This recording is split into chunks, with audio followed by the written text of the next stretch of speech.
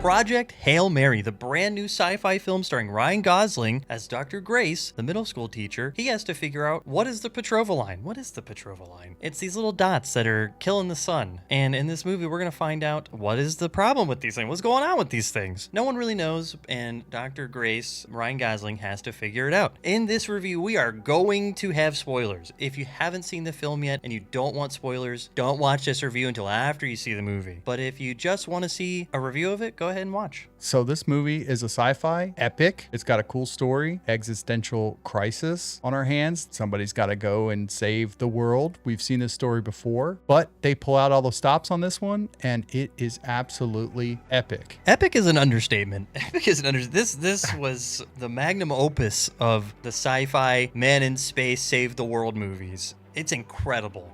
What worked in this film? Almost everything. This film has so many moments of high risk, zero reward, but there's the chance that you get the mission complete and there's the chance that you don't. We wake up in space. Ryan Gosling, Dr. Grace, he doesn't even know who he is. He doesn't know what's going on. He's trying to figure out, is there anyone around? Is there anyone here? No, there is no one. So he's slowly figuring out he's alone here until he realizes there's 2 dead astronauts that were in the cabin with him. And we don't really know what happened to them and why they passed away early and he survived. He's climbing through the spaceship and he looks out and he's like, I'm in space. And he's like, I'm not anywhere near where I should be. I don't see any planets I recognize. So he wakes up alone, and the movie starts to do flashbacks where he's piecing together his memory. He's coming out of a coma from the space sleep, but the flashbacks come in little bits as he's remembering, but they do it really well. It's not weird. It doesn't really break up the pace of the movie, and you get to discover, as he's discovering, his past and what led up to, him being on the ship. Yeah, they did this really well. I'm not a huge fan of movies that constantly go back and forth. Yeah, neither am I. Usually it messes up the pacing, like you were saying, but in this film, it doesn't. There is so much you learn at the same time as the character in real time via the flashback, and you get so connected to the characters because of the flashbacks. It actually, I think, enhances all of the story and character arcs of each person. That was something that was very surprising. I didn't know what to expect, obviously, seeing this movie. I'm very wary of newer movies because a lot of time the quality is questionable. Not in this one. This one, it was top-notch. Even the flashback sequences, it was done with absolute perfection. I think that's why the flashbacks work so well, because the character himself couldn't remember anything. There wasn't anything that we already knew as viewers to kind of waste our time with the flashbacks. It was important to see those. Yeah, we literally learn in the real time setting, as the audience, we learn at the same time as him what was going on via those flashbacks. Those are he's starting to piece it all together as the longer he's out of the coma and longer he's back into, okay, how did I get here? What is this all about? And, it's the Petrova line. What's going on with this stuff that's killing the sun? And that's where the movie really jumps off. All right, so what worked in Project Hail Mary? Almost literally everything. It's such a good movie. There's so many high-risk, tense scenarios. There's so many comedy relief, and there's so much humor. One of my favorite things about this movie, of what worked, was Ryan Gosling's character and the security guard for the scientist group. When Ryan's like, do we have a budget? And he's like, do we have an expense account? And he's like, no. And then he's like, He's like, but I do. Yeah. I absolutely love that guy. Their character is so funny. His character is so funny, and Ryan and him, they bounce off each other so well. It felt like a buddy comedy with just them for a while.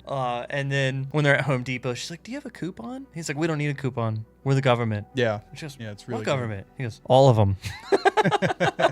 Made me laugh super hard. Other things that worked, Rocky. Rocky, what a cool character. He's practical too. He's not like CGI or anything. He's a real puppet that they created for the film, so it makes you connect to it even more. It's not some digital thing. It feels very real. He feels real. He's got such a funny, goofy personality, but he's also got some seriousness to him as well. Ryan and him learning the language, learning how to talk to each other, trying to get the spaceships connected, and Rocky's trying to explain it to Ryan, and he's like, so you want me to just go back to my ship? And he's like all bummed, like I guess I met an alien. He doesn't like me.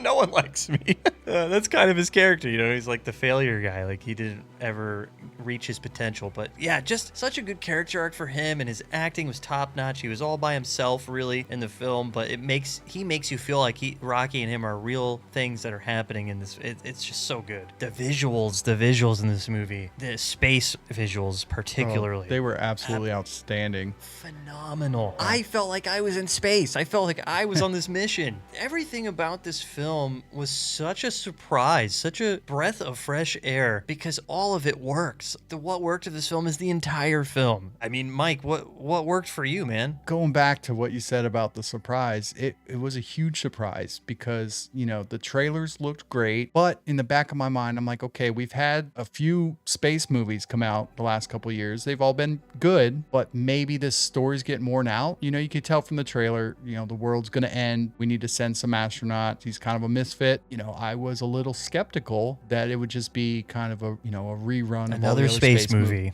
Yeah, but I was surprised also. This was good. So what worked for me was the seriousness of the movie. In that seriousness and the heavy weight of the existential crisis that they were facing, there were a lot of little comedy and fun bits in there. You mentioned it, from the security guard in the beginning to the relationship that he builds with Rocky. Everything was funny with some serious bits sprinkled in, and all of that worked for me. Let's try, if we can, to figure out what didn't work, if anything, in this movie. What didn't work?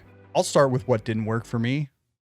Nothing didn't work for me. I couldn't find anything that bothered me or was unbelievable. The science was, I'm no scientist, but the science that they were applying to solve their problems seemed real enough for me and believable for me. So I couldn't find anything that I didn't like. Yeah, I mean, my what didn't work is the same. There is nothing about this movie that doesn't work. Every single part about this movie is good from start to finish. So let's get to our standout moment, our favorite moments of this film. Let's do that. My favorite moment of this film is when Ryan goes back to save Rocky, when he realizes that the amoebas, the bacteria that they gathered to kill the astrophage, it evolved so that it could break out of the containers made of xenonite, Rocky's material, and was able to eat the astrophage and break out of the xenonite. And then Ryan realizes Rocky's whole ship is made of xenonite. And he decides to, even though he was given the fuel to get home, he could actually go home. A suicide mission he was able to go home from. He was like, you know what? I'm sending the probes back home with all the information, with all of the bacteria that kills the astrophage from planet named Adrian now. And he goes and saves Rocky. And when Rocky comes up and all the lights are out on his ship and he comes up to that little glass wall and they embrace through the wall, man,